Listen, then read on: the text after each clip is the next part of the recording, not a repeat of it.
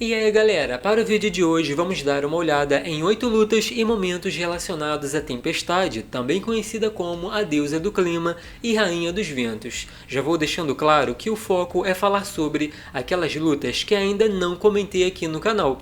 E como aqui tem muito conteúdo sobre ela, aquele feito enorme envolvendo um continente, um planeta e tudo mais, com certeza está em um vídeo mais antigo, então pode dar uma olhada lá que você vai encontrar. Hoje vamos falar sobre 8 vezes que teve um confronto mais direto com alguém, mas sem muita enrolação. Vamos direto ao ponto. No primeiro capítulo de Tempestade de 2014, podemos ver como Aurora se sente bem no céu e que esse é o seu lugar. Inclusive, tem uma cena sobre ela passando horas numa tempestade, porque é uma coisa super comum, já que tem toda essa ligação com a natureza. Em certo momento, usou tufões para parar um tsunami e, sendo tão bem recebida pelas pessoas, resolveu ficar um pouco mais e ajudar a colocar as coisas no lugar. O problema começou quando uma equipe decidiu expulsar as pessoas das suas casas, porque uma companhia queria usar o lugar para construir um resort, coisa que a heroína não deixou. Foi aí que nocauteou o líder daqueles homens e usou sua aerocinese para fazer o mesmo com os outros que até atiraram, mas não tinham chance contra uma deusa. É um momento interessante porque ela usou tanto seu dom mutante quanto sua habilidade de luta corpo a corpo para salvar aquelas pessoas inocentes. Já no capítulo 5 da mesma HQ, podemos ver a Kova, que se dizia líder dos 4 clãs e no meio dessa história costumava realizar um tipo de luta com campeões escolhidos. Então a Tempestade decidiu ser a campeã do lado oposto para tentar mudar as regras e salvar os oprimidos. A heroína tentou convencer o Garran a desistir da luta, já que eram os mais fortes, o que quer dizer que não tinha ninguém ali para se opor à decisão deles. Mesmo assim, acabou acontecendo, e como não tinha regras, os dois se atacaram. A cena mais interessante nessa luta foi a Aurora misturando vento com terra para derrotar seu oponente que parecia muito resistente. Porém, a cena mais impactante foi quando vimos a Yukio matando a Kova para assumir a liderança. Uma ação que não agradou a nossa heroína, já que ela queria resolver as coisas de outra forma. O capítulo 22 de Extreme X-Men de 2001 foi uma confusão. Naquele momento, o mutante Jeffrey foi acusado de cometer alguns crimes, e isso deixou alguns professores alarmados, ainda mais porque suspeitavam de uma presença sinistra na mansão. Então o Bishop e a Sábia atacaram a Emma, suspeitando que ela estava corrompida. De repente, quem chegou foi a Tempestade, meio ciente da situação, mas não entendendo muito bem o porquê da telepata arremessada para fora da mansão daquela forma. Foi aí que as duas começaram a lutar porque também pensavam que estavam em lados opostos. Emma tentou fritar o cérebro da Aurora ou dar sugestões mentais para manipulação, sendo que no começo desse capítulo o próprio Charles já tinha dito que é doloroso lidar com a mente dela em condições normais, usando os poderes é ainda pior. A luta das duas continuou com a Emma sendo eletrocutada, encurralada na parede e ainda quebrando uma rocha na forma de diamante. A confusão chegou ao fim depois da Tempestade ameaçar jogar uma lança de aço no ponto ideal para quebrar o diamante orgânico. Mas falaram sobre estar do mesmo lado e aí começaram a trabalhar juntas. Em X-Men Equipe Vermelha, podemos ver a continuação daquele encontro entre dois ômegas que podem manipular e absorver energia. Nesse momento, Vulcano disse que a casca foi quebrada, que ele renasceu e seu fogo finalmente se libertou, o que quer dizer que não estava fraco como antes e por isso tinha mais chances de vencer. Porém, as coisas não aconteceram como ele queria, porque nessa luta a intenção da Aurora não era causar muita destruição ou esbanjar poder, tanto que ficou mais na defensiva, vendo seu oponente se cansar à vontade, enquanto se vangloriava sobre como é poderoso, o que era parte do plano dela, já que tinham combinado com seus amigos para manipular as rochas, a água e o Mysterium, o que no fim das contas formou uma prisão para o seu oponente.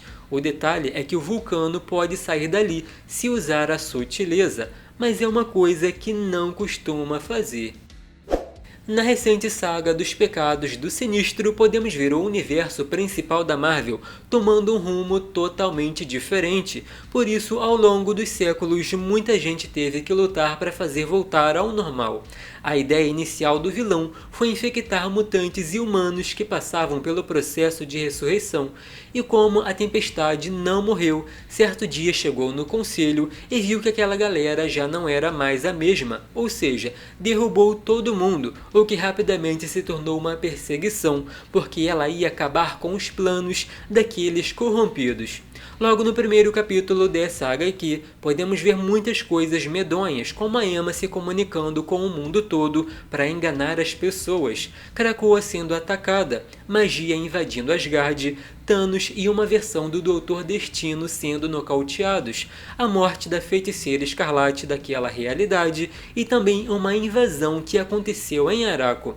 A narração dizia que as tentativas de acabar com a Tempestade sempre falhavam, e uma coisa bem impressionante foi ela lutando contra uma quimera do Legião, resultando na destruição do planeta. Na época do capítulo 31 de Cable de 1993, o maior responsável pelas confusões era o Massacre, influenciando a mente do Hulk para atacar o mutante. Tanto que ele até comentou sobre a quantidade de energia psionica para lutar contra o gigante. E como seu argumentar não adiantava, os dois acabaram entrando numa luta pesada que terminou mal para o telepata. Nesse momento, quem chegou foi a Ororo, que conseguiu afastar o oponente por um tempo usando os ventos, e até falando que naquela época ele podia ser a criatura mais poderosa do mundo, mas ela tinha o comando do poder da natureza.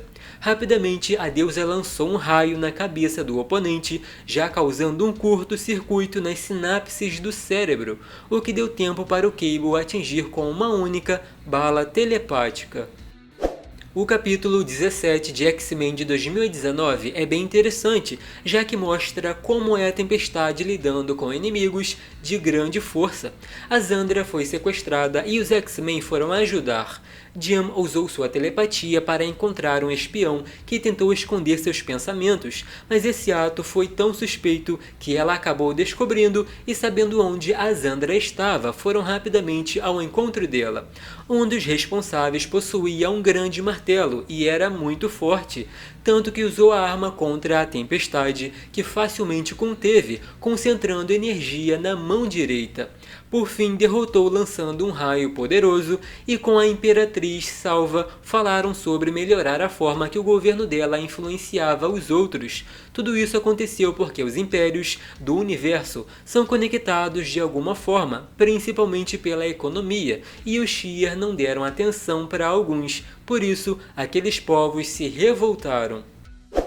E para terminar, o capítulo 25 de Pantera Negra de 2005 foi bem na época que estava acontecendo a Guerra Civil, e por isso tinha muita luta acontecendo.